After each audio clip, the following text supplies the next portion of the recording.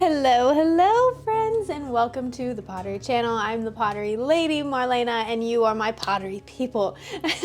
I hope that you are here to learn how to make a coffee pour over, because this is what this video is about. You can either make it like this with no base, or with a base that sits right on the mug. Oh, also, definitely stay till the end because I go through some really exciting results, because I have the results right now. And thank you again for being here, and I wish you the most of luck.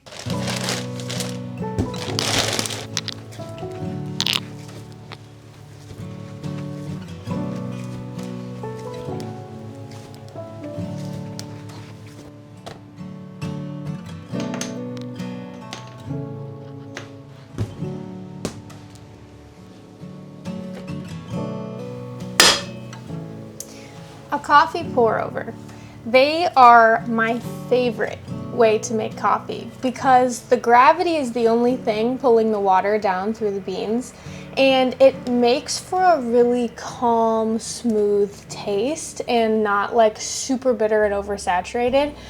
I personally love it, and if you have the stand, you hear the trickling of water in the morning when you make your coffee. Ugh, I absolutely love it. Each of these balls are 1.1 pounds, so they're relatively small. For the regular cone, you're just going to want to make basically a thick cone shape with a little hole in the bottom.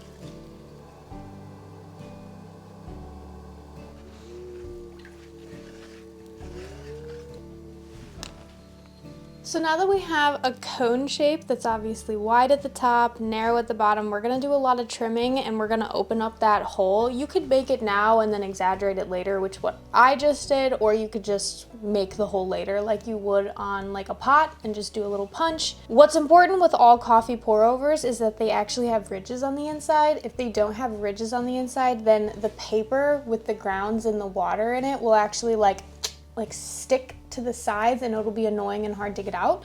So the ridges that you put in either with your finger or like a little ripple, or you could add a coil like in a design, just something that makes the surface on the inside not flat. I do like to kind of just use my finger and do a little ripple design.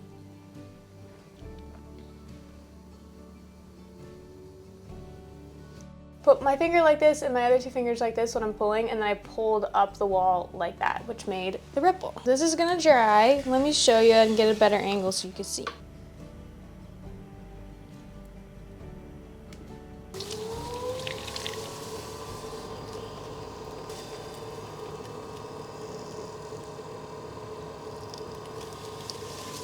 Now we're gonna make the kind of coffee pour over that has the ridge that just sits on the cup. So to make that ridge, you gotta take your palm and push into the base of the clay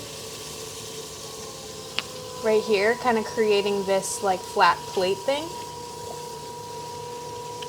You don't want it too thin because we are gonna trim it later, and we do want it to have some structural integrity right now and while it dries. And then we're gonna create the cone with the rest of this.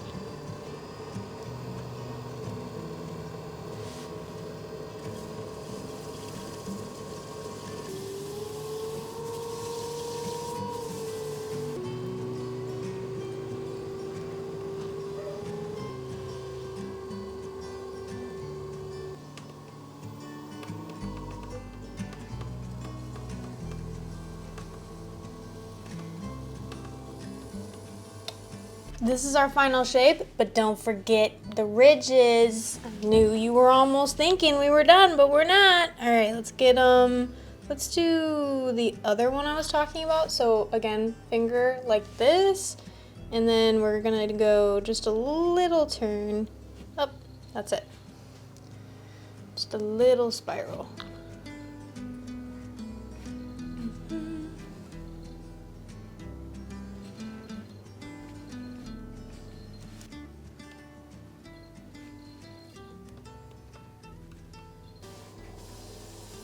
I'm having the urge. I'm having the urge to do this. Maybe this will be nice. I don't know, I really like it. I really like it. See, it's like you never know. You never know if you're gonna hate or love something until you do it, so you might as well try. And if you hate it, then don't do it on the next one. We have the coffee pour over with the base thrown.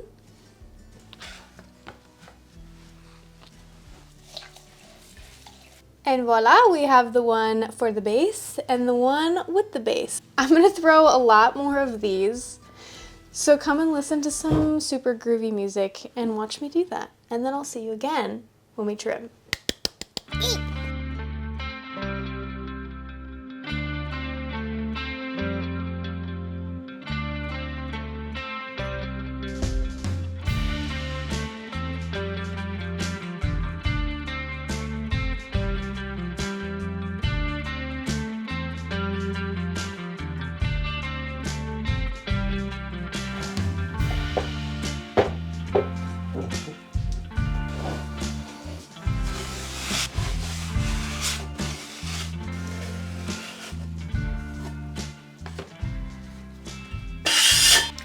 I love blueberries so much.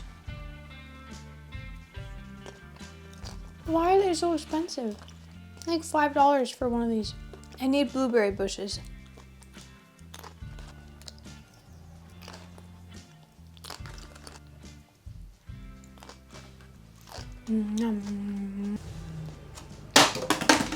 That didn't make it in the trash. Made it in.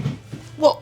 So it's the next day, and we have all of our coffee pour-overs dried and perfect leather hard place to trim. We got the hole in the bottom. Basically, we just want to refine this hole, refine this edge, make this a little thinner if we want to, and that's it.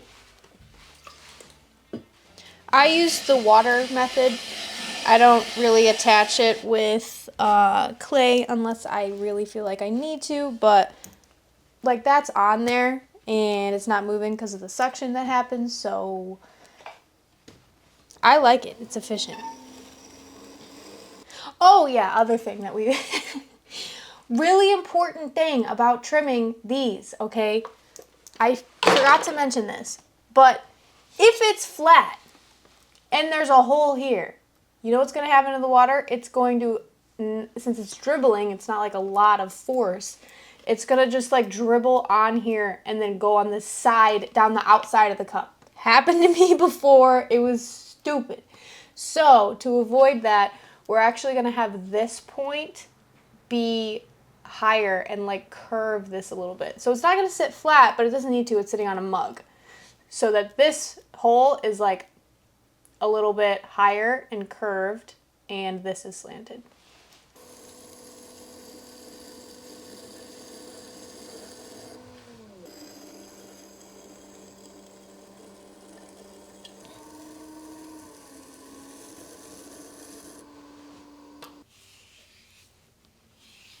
I wish these were a tad bit wetter, but it did the job fine. What I like to do a little bit is to stick your pinky in this hole and then pull up from the inside a little bit to create a little tiny bit of that ridge. This is only slightly curved. I think this will do the job, but I'm going to do more of a curve on some other wetter ones. All right, you guys, all of the coffee pour-overs are done. I didn't do them in one kiln load, so we're not gonna get a full like kiln unload video, but it's basically the same thing because I'm gonna show you all of the different coffee pour-overs and how they turned out. Woo, here they are. All of them are finished. I'm gonna make a lot more in the future, so these are just some tests, and let me explain what the glazes are. This beautiful cobalt blue is literally cobalt blue by Laguna, and it's a gorgeous, shiny blueberry color, and I absolutely am obsessed with blueberry, so I really like this. I didn't glaze the rim so that there would be glaze on the bottom here because this is like the most important part where the coffee drips out, so I fired them like this. Also, if you're curious, this glaze is a celadon, meaning that it's very kind of transparent and can show texture well, but it also can be thin, so I didn't add a lot of water and it is on the thicker side of the application. This is more of that blue, but there's also alabaster on the bottom. This is another one of the blueberry coffee pour-overs. This is one of the star-shaped ones. This is Winterwood by Mako with Lavender Mist by Mako, and I did 2 of them in that same combo. Really, really, really pretty, and I'm excited to see it with a matching mug as well. This is just simply Winterwood by Mako. This is gonna be part of my cherry collections. I really like the fruit ones. If you're curious, I used underglaze for the cherries and then I did wax resist over them and then I dipped it in alabaster. As you can tell, I know I'm obsessed with blueberries and I'm making a whole blueberry collection. This is Winterwood. I also did one with alabaster. I'm just figuring out which one that I like. And the same thing, this is underglaze with wax resist over it. This might be my favorite. This is just alabaster.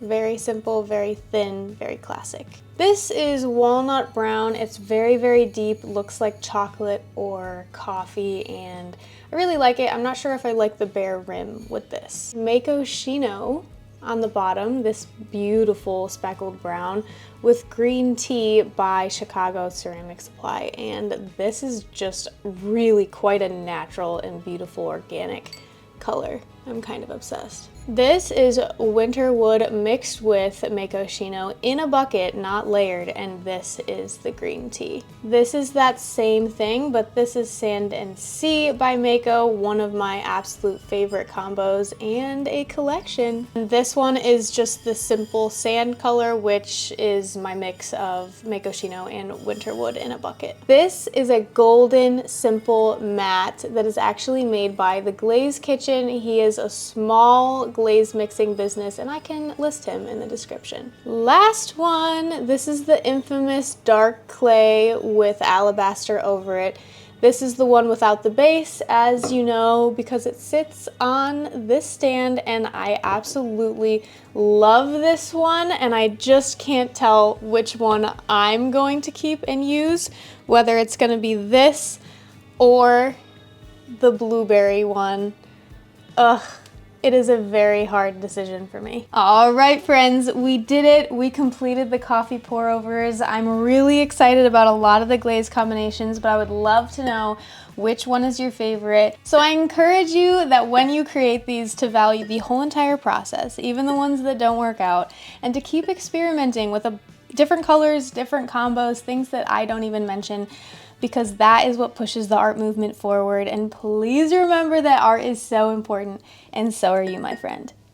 See you next time.